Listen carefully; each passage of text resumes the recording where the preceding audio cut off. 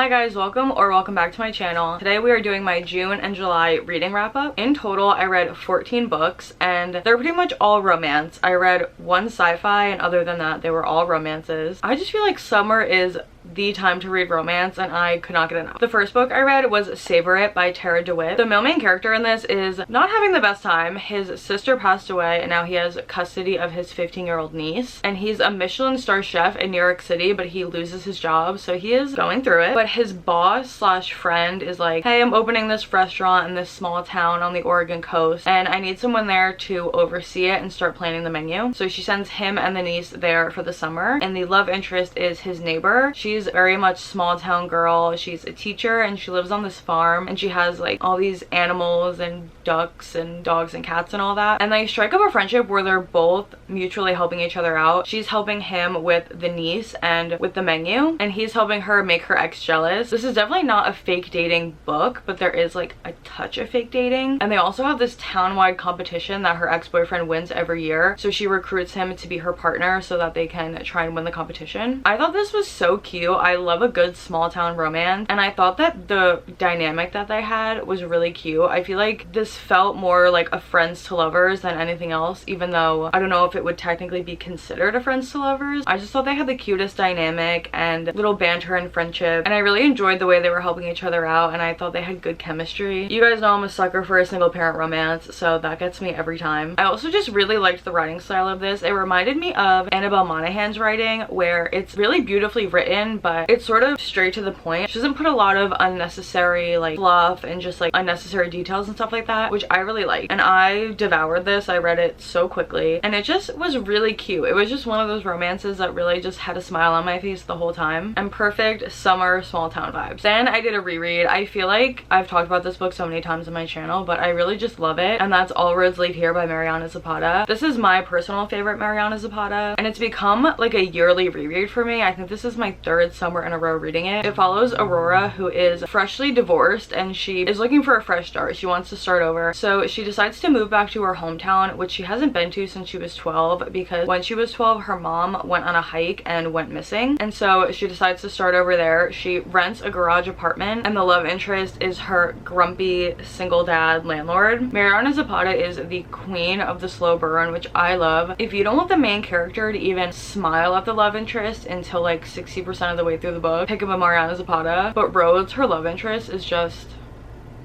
everything. I love him so much, and she has a really cute relationship with his son too. His son's a teenager and loves music, and she worked in the music industry, so they bond over that and have the cutest little friendship. It's also so summery because she goes on a ton of hikes because she wants to feel closer to her mother, and she works at an outdoor outfitter type store, and I really love reading about that stuff. I wouldn't say I'm like particularly outdoorsy, but for some reason I just love reading about the hikes she goes on. It's set in Colorado. It sounds so beautiful and it just makes you want to go out and get in the woods. Like the way she writes it is just like so atmospheric, and I just love all of the characters, and I love the journey that she goes on and her storyline. And it's just one of those romances where I just feel so connected to the characters and I just love them so much. Then speaking of Annabelle Monaghan, I read Summer Romance by her. We have another main character that is kind of going through it in this one. Her mother passes away and then exactly a year later her husband says he wants a divorce, so she's freshly divorced, grieving, trying to kind of get her life back on track. She was a stay-at-home mother when she was married, but she didn't really enjoy doing that, so now she's like,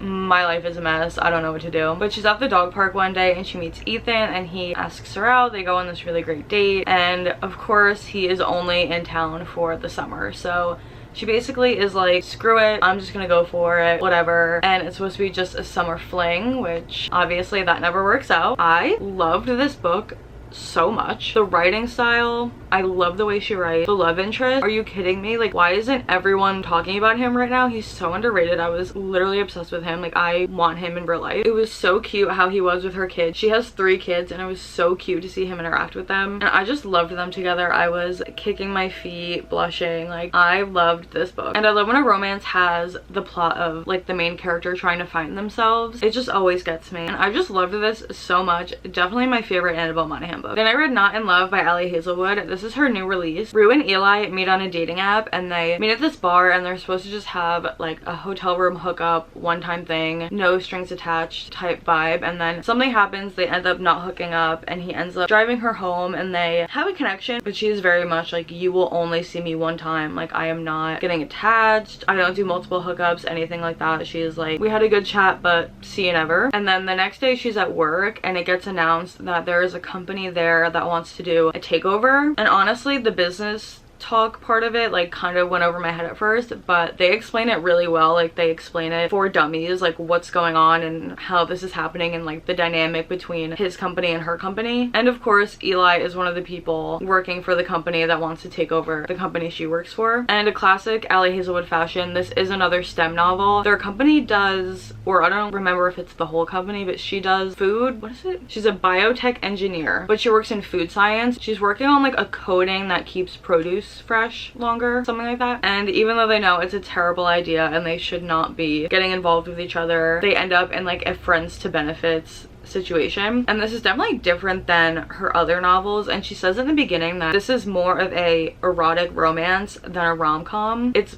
pretty smut heavy. Let me actually read how she describes it because she obviously describes it better than me. The opening note says, "Dear reader, I just wanted to drop a quick note to let you know that Not in Love is, tonally, a little different from the works I've published in the past. Rue and Eli have dealt with, and still deal with, the fallout from issues such as grief, food insecurity, and child neglect. They are eager to make a connection but are not sure how to go about it except through a physical relationship. The result is, I think, less of a rom-com and more of an erotic romance. Rue and Eli's story has, of course, a happily ever after, but it also contains some serious themes, and I wanted to give you a heads up so you know what to expect. Love, Allie." So I honestly was a little nervous going into this because I don't love super smutty books usually. I don't usually like when I feel like a couple has just a physical connection and not like an emotional connection, but I should have known that Allie Hazelwood would not let me down because I still loved this. It definitely is everything she says it is, but just the way she wrote it, like she's just so talented. Like how did she do it? Even though it was all the things I normally don't like, I really enjoyed it. I still felt like they had a really good connection. I still felt like both their characters were really fleshed out, and I really liked each of their backstories, and I really felt like they had a connection, and like I actually was obsessed with them. Like I really liked them together a lot. He's obsessed with her and she's like, relax please, like you're embarrassing yourself. And it was just so cute. Like I just really liked their dynamic. So much tension and angst, and they're like sneaking around because they're not be together. And I love that her STEM novels have that tension of like the workplace aspect of it, because the CEO of the company she works for is also one of her best friends. So she's grappling with, I really like you, but you're also basically trying to ruin my best friend's life. If you're like me and you are apprehensive to read this for the same reasons, I would still recommend checking it out because I honestly loved it so much still. And Allie Hazelwood is just that girl. Like I really just love her, and I feel like she can do no wrong at this point. Then I read the one non-romance, The Ministry of Time. The main character in this works in the ministry, and she's a bridge, and they work with expats, but the expats are people from the past. So they've discovered time travel, and now they're trying to see if it's viable and something that they can actually use. So they find a bunch of people from the past who were going to die anyway, so them going missing like won't cause alarm. So they bring them to the future, and they are assigned a bridge, and they are living with this bridge for the next year while they acclimate to society. And the main character's expat is a Victorian naval officer from 1847 who was on an expedition in the Arctic. So this book kind of has a lot going on. It's described on Goodreads as a time travel romance, a spy thriller, a workplace comedy, and an ingenious exploration of the nature of power and the potential for love to change it all. And I kind of have mixed feelings about this book. They're mostly good. I thought the plot was really interesting. I really liked reading about all the expats, which I was a little bit nervous about because I kind of felt like it had the potential to be really dorky, like them coming to present day and like not knowing anything. But I thought it was really interesting to read that perspective, and I thought it was funnier more than like annoying when he's like, what's a smartphone and stuff like that. And it was really interesting seeing them describe certain things, like things I didn't really think about, like feminism and why she's an unmarried woman working and living with a random man, and like what do you tell them and what do you not tell them? Like, do you tell them about the Holocaust? Do you tell them about 9/11? And if you do, how do you explain those things? So that I thought was really interesting. I thought the writing was good. There were a lot of quotes in this that I annotated that I really liked. I did really like the romance aspect of it, but for some reason there was just something holding me back from it being like a 5-star. I think it was something in the writing style just kept me from fully connecting all the way and making this like a new favorite. And I also felt like the ending kind of lost me a little bit, and like, keep in mind, like, time travel to me is so confusing. Like, normally it's one of those things that it's just like in one ear out the other, and I'm like, I don't understand how that would ever be possible. They do actually explain it well. I think like them being like dead in their timeline makes sense, so they're not like messing everything up. But I just think like the way the ending played out, I wasn't like obsessed with, and I was kind of like, I don't know, they just kind of lost me. Like, it was kind of a lot going on at the end, but overall I did really enjoy it, and it made me realize I need to read more sci-fi because I haven't read that many. I feel like when I do read them, I like them. And also I need to just branch out, period, because I've been reading exclusively romance for like months. So it was nice to like switch it up and have a change of pace. And I did really like this, and I thought it could have been a 5-star. It just didn't quite get there, but I did really like it. Prepare for me to literally never shut up about this book ever. You Should Be So Lucky by Cat Sebastian. I am literally obsessed with this book. Like, a romance has not made me feel this way in forever, like so long, maybe ever. This is a new all-time favorite of mine. It was so good. I guess I should tell you what it's about before I get into it. It's a historical romance. It's set in the 50s. I think 1950 actually. Nope, 1960. It's a queer romance, and it follows Eddie, who is a Major League Baseball player, and he just got transferred from Kansas, Nebraska, somewhere like that, to New York. But he, in the heat of the moment when they announced he was getting traded, he was upset. So he was kind of bad-mouthing the New York team, and it was on camera. So he gets to New York and no one on the team likes him. He's like so bad. He's in a hitting slump. Like, he is not adjusting well. And Mark, the other main character, is a journalist, and he gets assigned to do a story on Eddie, and it's like a weekly diary in the paper that will lead to a full team article at the end of the season. And Mark is dealing with a lot of grief. He had a partner for years who passed away, so he's still dealing with the emotions of that. It's like, where do I even begin with this book? I loved this book so much. I read it on my Kindle, sobbed, was obsessed, immediately bought a physical copy, which I never do.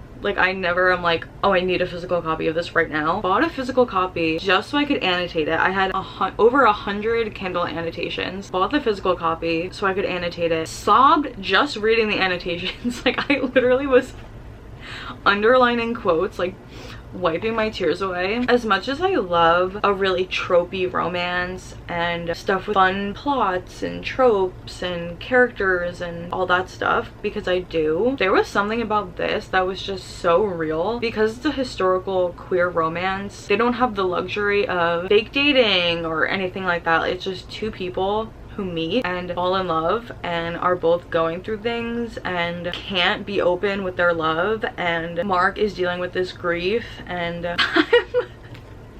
I love this book. Please, like, just read it. Like, just trust me, just read it. It's so good. It's so romantic. It's so real, so emotional. I'm gonna start crying just thinking about it. She put drugs in this book. Like, I don't get it. Actually, there's someone I follow on Goodreads, and I'll put it on the screen. I am forgetting their name right now. I'll put it on the screen. The way they described this book is so perfect, so I want to read it to you. This is, without hyperbole or exaggeration, one of the best romance novels that I've ever read. One of those books you buy in paperback and reach and reach for until they are tattered and yellowed and full of scribbled notes, which is to say they are well loved. You Should Be So Lucky is also a deeply moving depiction of grief that refuses to relegate its dead characters to a numb aside, asking us instead to sit with the vast helplessness of mourning someone you're not allowed to love and thus not allowed to grieve. How do you build yourself out of such mourning? How do you begin to heal? This is a novel that is just so utterly kind and generous to its queer characters that I was left feeling nothing so much as grateful for it. I cried a lot, but I screamed joyfully even more. Please read it for yourself. This book really is just so good. Like, I could just go on and on and on, so I'm gonna shut myself up. But 6 stars. Love it so much. So good. Please read it. Queer, not queer, it's fantastic. I love these characters so much. The writing was so beautiful. I really can't. Okay, next.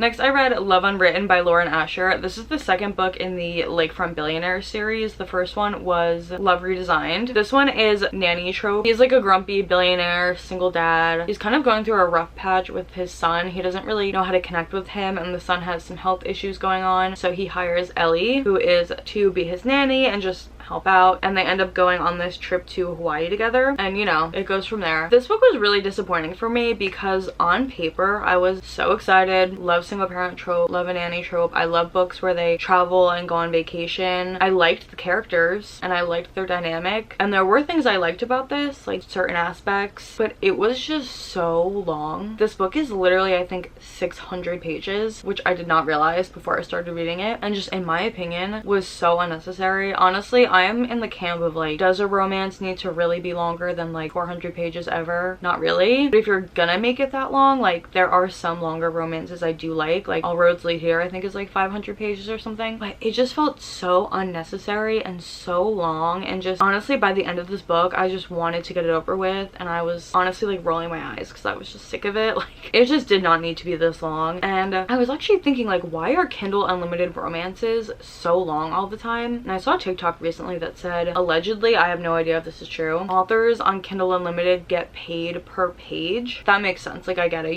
You want your bag. I'm not gonna hate for that, but it was a lot. It was way too long, and it just, all the cute moments and things about it I liked, I just didn't even care about those things because I just wanted it to be over so bad, and it was just so long. Then I read Nora Goes Off Script, also by Annabelle Monaghan. This was the only book of hers left that I hadn't read. This one also follows a single mom, Nora, and she is a screenwriter, and she mostly writes like Hallmark Christmas movies and Hallmark romances, things like that, which I love those movies, to be honest, so I thought that was fun. But she is divorced, single mom, I forget if I said that, and she writes a screenplay based off her divorce. It's called The Tea Room because she has this tea room on her property, and when they're filming the movie they want to film it at her house in the tea room. So they come for a few days and they film, and the love interest is the movie star that's playing her ex-husband, and he's kind of going through it and he really likes it at her house out in the country where he can't be bothered. So he asks if he can stay an extra week, and she lets him, and then he basically ends up staying for the whole summer. You know, classic summer romance energy. Unfortunately, this was my least favorite Annabelle Monaghan. I still liked her writing style a lot. I thought the single parent trope, his relationship to the kids was really well done. It's really cute. He ends up like directing the elementary school play, which was so cute, and I thought they were good together. They had good chemistry, but I kind of struggled with the conflict in this book, the third act breakup, except the third act breakup happens at like 50% or 60%, and then they're broken up for a really long time, and it's like very angsty and all this stuff, and I just didn't feel like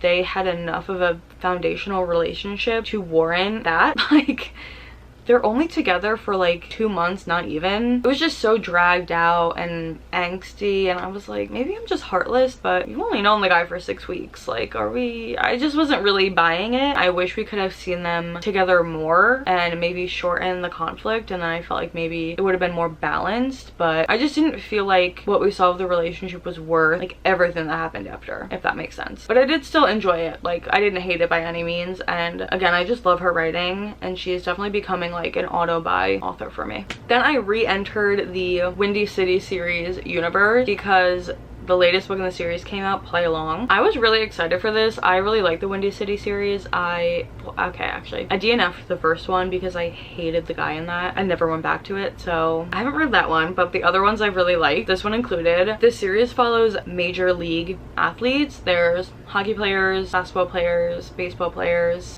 in Chicago, and they are all like friends and related and etc. It's a series of interconnected standalones that have like a found family vibe to them, and this one follows Isaiah, who is the brother of the love interest in Caught Up, and he's on the same Major League Baseball team as his brother, and he has had a crush on his athletic trainer for years, but she was engaged, and so he would always flirt with her and, you know, kind of act just like a dumb boy with a crush, like always like hitting on her and stuff, and she never gave him the time of day. But now she is not wearing her engagement ring anymore, and so he is like, hold up, it just got serious, like this is my time. And they end up both being in Vegas at the same time, and they just happen to run into each other in this club, and they end up drunkenly getting married in Vegas, and he's thrilled, and she is like, what the hell did we just do? But she really doesn't want to get fired, and the rule, it's a little like how they get around it, but the rule is like you're not supposed to have casual relationships with players and staff, but since they're married, it's fine. So they have to pretend like the marriage was real in order for her to not lose her job, and she doesn't want to lose her job because she's up for another position on a different team that is like a promotion. It's her dream job, so she really doesn't want to mess with that. I really liked this. I loved Isaiah. He's literally obsessed with her. Like, he is so down bad. Like, if you want to read about a man who is just like truly obsessed with the female female love interest. Read this. Like, their dynamic was so funny. Their dynamic was so cute. I love a good like fake dating, marriage of convenience trope. And it was fun seeing them travel together with the team and like go to games and stuff like that. There's also a lot of talk about sexism in the workplace, especially in Major League Sports. She's the only woman on staff. She's not treated well by her boss at all. She's actually like very overqualified for her job. So I liked that sort of a side plot. Isaiah knows it too. He's like, you're a genius. Like, you definitely deserve better than this. Even though I don't want you to leave, I understand why you want to. And it was just really cute. I really liked them. The Rhodes brothers have my heart. Love them. And because of that, I knew I should have just reread this before Play Along came out, because I knew it was gonna happen. But then I read Play Along and it made me want to reread Caught Up. So that's what I did. I reread Caught Up. And like I said, these are interconnected. So Kai, the male love interest in this, is Isaiah's brother. They're on the same baseball team. And he's a single dad. A woman showed up at his doorstep 6 months before this and is like, surprise, you have a son. So he's trying to navigate single fatherhood while being a major league athlete. And he keeps firing every nanny they hire for him. And then his coach is like, you know what? My daughter is actually free for the summer. You're gonna hire her and you're gonna like it. And she's a famous pastry chef, like Michelin star, big deal pastry chef. But she kind of lost her mojo and hasn't been able to come up with new recipes, and so she wants to take the summer off to just like reset and try and get it back. So she ends up as his nanny. Another dynamic that I just loved. They're so flirty with each other. They have great banter, great chemistry. I love her relationship with his son. It's so cute. And his dynamic with his son is similar to her and her dad, who's the coach. And like, without spoiling it, they kind of mirror each other in a way, and I really liked seeing the different perspectives of like similar family dynamics, if that makes sense. And just something about the Windy City series is just so addicting. I don't know, maybe it's that they're interconnected standalones, so you're already invested in them and like all the side characters. And I just love being in a world like that, and I like her writing. I do think they can be a little long for my taste and a little smuttier than like what I prefer, but I do think overall, I think this is like a 5-star series for me. And I feel like she writes really healthy relationships and really great men specifically. Definitely men written by women, and they always just have like healthy boundaries and like good healthy relationships, which I really appreciate. Then I read The X-Files by Jessica Joyce. This follows 2 exes, and they've been best friends with this other guy since they were teenagers, and so even though they're broken up, they have to come together for his wedding. And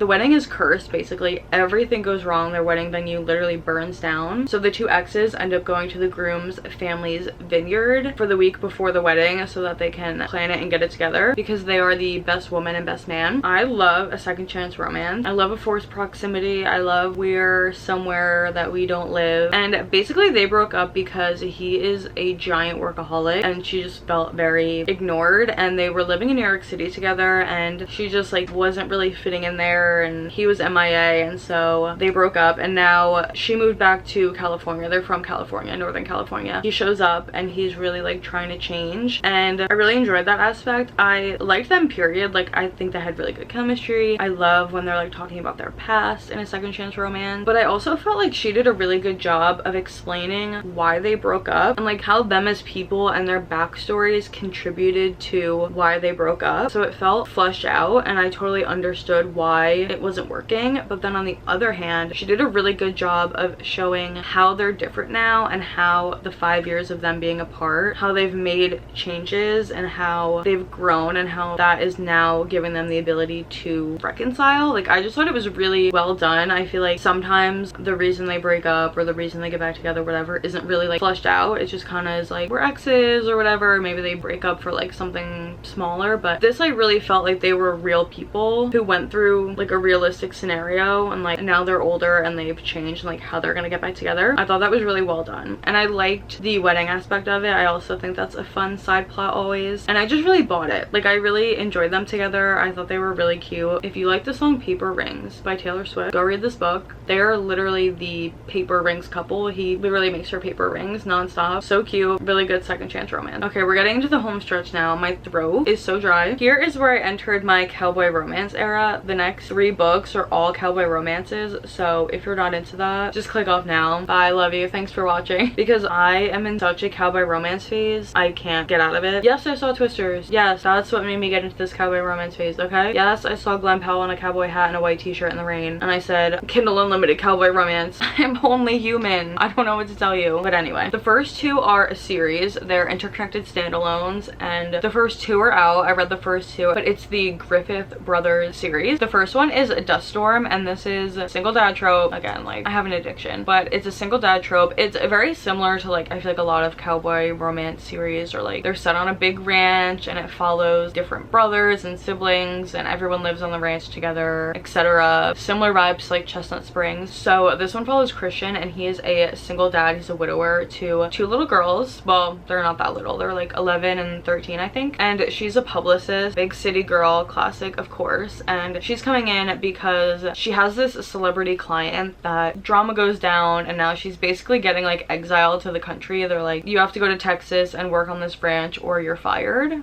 She's like, okay, I guess I have no choice. So she shows up to the ranch and she's just making a plan for them to expand their business. And of course, the cabin she's supposed to be living in is like in disrepair, and so she ends up living with Christian and his daughters, and she is literally Meredith Blake. Like, she is so Meredith Blake coded. It's crazy. Like, if she was just slightly less mean and didn't want to ship off the kids to Timbuktu, but she's very like anti-kid, anti-farm. Like, she is the epitome of like that city girl. I can't say that without thinking about that. Of like that city girl Hallmark movie woman type character. It's actually so funny, which I kind of appreciate, because I feel like usually in books where that's sort of the trope, the girl gets like watered down eventually, and like she obviously does. Like, she obviously falls in love with him and loves the kids and cares about them a lot, but she doesn't like randomly become like this super maternal character. Like, she stays tough and she literally talks to them like they're adults, and they joke around and they're like, are you gonna be our evil stepmother? It's so funny and cute. And overall, I just thought this was cute, and it was just exactly what I wanted. If you want a cowboy romance, love a single parent trope, all that, I enjoyed it. And then I read the next book in the series, which is Downpour, and this is the brother of the main character of the first one. Oh, I forgot to say, something I appreciate about these books is that there isn't really like a third act breakup. There's like a third act conflict, but it's sort of like external to the couple, which I actually really liked, because it still gives you the tension and drama of a third act breakup, but without actually having to have a third act breakup, which I really like. So this is the brother of the main character from the first book, and he is a professional bull rider, but he gets injured and ends up paralyzed. So now it's quite a while after his accident. I think it's like 6 months, maybe a year later. Now he's home, moved back to the ranch, but he needs help, obviously. He needs like a caregiver, but he keeps firing all of them and annoying his family. And so the love interest Bridget shows up, and they basically strike up a deal. She's like, I really need this job. She's broke, she lives with these sketchy roommates, and he's like, I really want my family to leave me alone. So they strike up a deal that he will keep her employed if she leaves him alone, and because of her sketchy roommate, she ends up as his live-in caregiver. This one was cute. I thought they had a cute dynamic, and I thought it was really interesting reading about the main character who is paralyzed. I don't think I've ever read a romance where one of the main characters was disabled, unless I'm forgetting, but I really liked that aspect of it. I thought it was interesting. This was literally Cowboy Me Before You, which I love. Me Before You, I literally watch that movie all the time. I love it. So this was like pretty up my alley, but I just like wasn't fully in love. I think the main character was a little, I don't want to say annoying because that sounds mean, but just like very sunshiny and like optimistic, and I don't know, just like not really my vibe personally. She was a little bit much, and I also felt like there could have been more build up to their relationship. I kind of felt like this about the first one too. It kind of felt like they were just like pals warming up to each other, getting to know each other, because they kind of have like the enemies to lovers vibe at first, and then all of a sudden they were in love. So I just wasn't obsessed with that aspect of it, but it was so cute. Like, I enjoyed it and I will continue the series, but I just wasn't obsessed with this one. Then lastly, and my camera battery is going to die again, which is unfortunate, so let me be quick. Another cowboy romance, Alive in Wells. Also, side note, the Windy City series, the Griffith Brothers series, and this book were all on Kindle Unlimited, if that interests you. But this is another cowboy romance. Again, same vibes. It's a series. I've only read this one so far, but they all live on a ranch, siblings, family, friends, interconnected, standalone, small town. If you've read a cowboy romance, you know the vibes. They're kind of all like the same in that aspect. The main character in this one, Cecily, is coming out of an abusive relationship. Her ex-husband. I'm gonna finish this on my phone phone because both my camera batteries are dead and I don't want to wait for them to charge. So like I was saying, the main character in this is Cecily, and she has an abusive ex-husband or husband, and she meets this woman on a chat room for people who are victims of domestic violence. And the woman is like, if you're ever ready to leave and you need somewhere to go, I got you. I have a job and somewhere safe for you to stay. So she leaves her husband and she ends up working at this ranch, and the love interest is the owner of the ranch, like oldest brother, taking care of the family business, etc. This is like kind of an enemies to lovers, not really. I feel like they try to make it an enemies to lovers, but it's kind of silly. He's basically like, I don't want this hot girl on the ranch distracting people, and then he's like, actually I think I'm the only one distracted and I just don't want her distracting me, because he has had women like working on the ranch before that ended badly, so he doesn't want a repeat of that. And she's like, I just got out of this crazy situation, like chill. But he of course eventually warms up to her. I feel like it's weird to say I liked the plot of the abusive ex-husband, but I don't know how else to phrase it. I did enjoy reading from that perspective and like having that be part of the story. It kind of made it more high stakes because there was like the threat that he will come and find her, and I liked that everyone was so accepting of her and helping her, and like the other ranch hands like keep an eye out for her and all that. So I thought that was really nice, and it was cute. I did feel like they had maybe more of a physical connection than I like it was just a little bit smuttier than I normally like, and just like I don't know how to describe it. Like I still enjoyed it, and I actually started the second in the series. Like I will continue reading them, but it was just like slightly spicier, and like he was slightly more like possessive man-y than I normally love. It was really cute and I did still really like it. I just wasn't like obsessed with it, you know what I mean? But also similar to the last series, I liked that the conflict was the ex-husband and not like them. Like they don't really have like a third act breakup per se. It's really just like the husband issue. So I did like that, and like I like the characters in the setting, all the side characters, everything like that, but just not like an all-time favorite of mine. But again, like if you're looking for a cowboy romance, this will do the trick, and I'm obsessed with them right now apparently. So here we are, and that was the last book of this video. Definitely a long one. If you're still here, thank you so much for sticking it out until the end. Love you. Thank you so much for watching, and I'll see you next time.